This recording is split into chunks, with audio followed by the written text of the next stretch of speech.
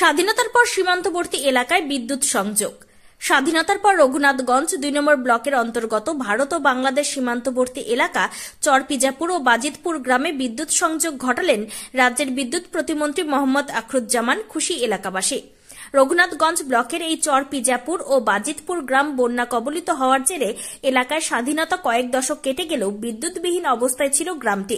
রাজ্যে ক্ষমতা আসার পর এলাকাবাসীর কথা ভেবে ঘটা করে সোলার সিস্টেম লাগালেও সেগুলো ঠিকমতো পরিষেবা পেত না এলাকার সাধারণ মানুষ। বাম আমলেও এলাকাবাসীরা বিভিন্ন জায়গায় আবেদন করেও বিদ্যুৎ পরিষেবা পাননি, শুধু পেয়েছেন প্রতিশ্রুতি। তাই রঘুনাথগঞ্জ বিধায়ক তথা বিদ্যুৎ প্রতিমন্ত্রী হয়ে একাকার কথা ভেবে বিদ্যুৎ সংযোগ ঘটালেন, আর তারই নববিদ্যুতের শুভ উদ্বোধন করলেন মন্ত্রী। রঘুনাথগঞ্জের বিধায়ক এই এলাকার বিধায়ক। ভোটের সময় তিনি প্রতিশ্রুতি দিয়েছিলেন, প্রতিশ্রুতি মতো রাজ্যের মুখ্যমন্ত্রীর সঙ্গে কথা বলে এই বিদ্যুৎ সংযোগ ঘটালেন কয়েক কোটি টাকা ব্যয় করে। এই নববিদ্যুৎ পরিষেবা পেয়ে স্বভাবতই খুশি এলাকার কয়েক হাজার সাধারণ মানুষ থেকে বর্ডার সিকিউরিটি অধিকারীরা। জঙ্গিপুর থেকে তরিকুল শেখের রিপোর্ট, জঙ্গিপুর টিভি। পাননি কেন? এটা আমাদের অস্থায়ী জায়গা নয়, অস্থায়ী জায়গা নয়, এটা নদীর বুকের জন্য এখানে পাওয়া যাচ্ছে না। বিদ্যুৎ নিয়েছেন বাড়িতে? বাড়িতে নিয়েছেন বিদ্যুৎ? বিদ্যুৎ তো আছে, এখন হলো নতুন বাড়িতে মিটার পেয়েছেন? মিটার টাকা গালাই আছে, এখন তো নতুন মিটার দেয়নি। কবে দিবে? কবে দিবে না দিবে সেটা তো বলতে পারছি না, কিন্তু যেগুলো আমাদের ওই পুরোনো সোলারের আছে মিটার আছে, সেটা টাকা লাগতো। হ্যাঁ, সেটা সোলারের টাকা লাগতো, টাকা লাগতো সরকারকে? হ্যাঁ লাগতো। কত লাগতো? লাগতো কোনটা তো আমরা দিইনি, সোলার তো চলেনি। সোলার থেকে কি ভালো মনে হলো? হ্যাঁ, সোলার থেকে কি বিদ্যুৎ ভালো ভালো ওইটা দিচ্ছে, ভালো মন্দ সেটাই পরে দেখা হয়। আপনার নাম? শেখ আমিরুল। বাড়ি আমার একটু বক্তব্য মানে এই চর বাজিতপুর আমার নির্বাচন ক্ষেত্রে দুটি গ্রাম একটু কম দেখাচ্ছেন। ইন্দো বাংলাদেশ বর্ডার এলাকায় 0 পয়েন্ট অবস্থিত। মাঝ দিয়ে একটা বড় পদ্মা নদী চলে গেছে, যে কারণে স্বাধীনতা পাওয়ার পরেও এই এলাকার মানুষ বিদ্যুতের স্বাধীনতা পায়নি। এলাকার মানুষ বারবার দাবি করেছিলেন যাতে এই গ্রামে বিদ্যুৎ আইন করা যায়।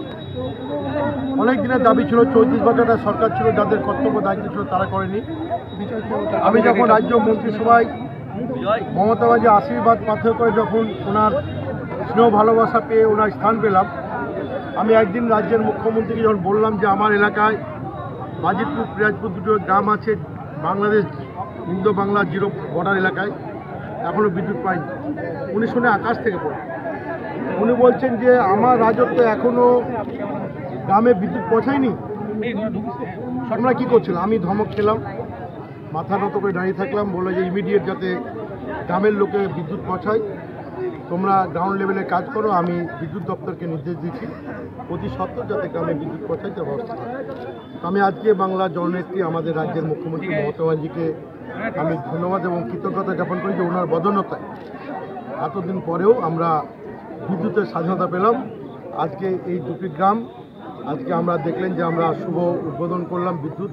প্রতিটি ঘরে ঘরে বিদ্যুতের আলোয় ঝলকানি হবে, গ্রামের ছেলে মেয়ে লাইটে পড়াশোনা করবে, তারা বিদ্যুতের পাখায় তারা বাতাস খাবে, এবং শুধু তাই নয়, টিভি এবং আধুনিক জগতের সঙ্গে বিভিন্নভাবে তারা যোগাযোগ রাখবে। এলাকার মানুষ আজকে খুশি জোয়ার বইছে, আবির ছিটাচ্ছে, মিষ্টি বিতরণ করছে, মনে হচ্ছে যেন নতুনভাবে এদের একটা উৎসব শুরু হয়েছে। এই উৎসবের সাক্ষী হতে পেরে আমার ভালো লাগলো। শুধু এরকম নয়, চর এলাকায় আরও 2-3টি গ্রাম ছিল, আমরা নেত্রী নির্দেশ যখন ওনার নলেজে এনেছিলাম একটা ভবনগুলো এবং আরেকটা জ্বলন্ত, ওখানেও প্রায় 2.5 কোটি টাকার ব্যয়ে ওখানেও আমরা রেডি করে ফেলেছি।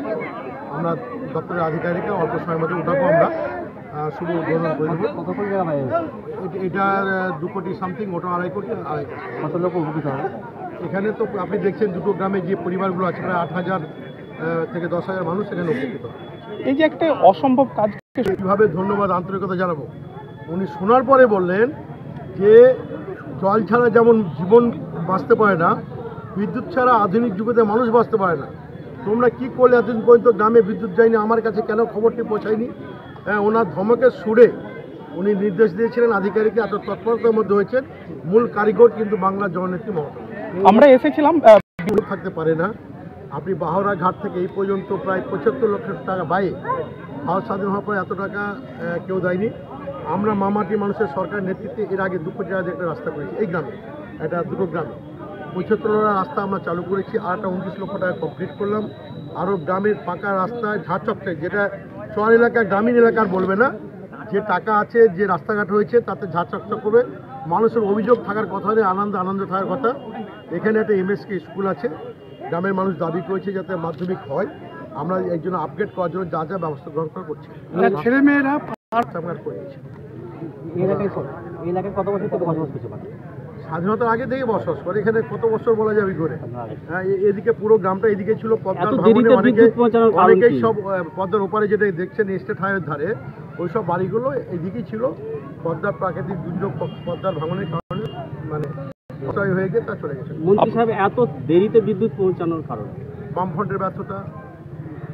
জননেত্রী মমতা ব্যানার্জি যেদিন শুনতে পেয়েছেন তার গ্রামে বিদ্যুৎ পায়নি, সেদিন থেকে ওনার ধমকানি এবং আমাদের যেভাবে দপ্তরকে উনি নির্দেশ দিয়েছেন, ওনার বাধ্যতা আজকে বিদ্যুৎ এলো। আমি তো বললাম আপনাকে এখানকার মানুষের আরও যে প্রোটেকশন, এটা 0 পয়েন্ট এলাকা। এরা মানে দোষ দেওয়াটা শুধু দেখলে হবে না, তার কারণ ওনারা যেভাবে জীবনকে উৎসর্গ করে মানুষের নিরাপত্তা দেওয়ার জন্য, দেশকে রক্ষা করার জন্য যেভাবে উৎসর্গ করেন, ওনাদের আমরা স্যালুট জানাই।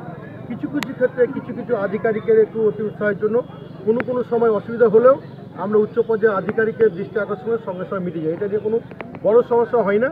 কিছু সমস্যা থাকলে আলোচনার মাধ্যমে আমরা মিটিয়ে নিই, এখানে কোনো সেভাবে বড় সমস্যা দেখা যায়। ওকে, আর কিছু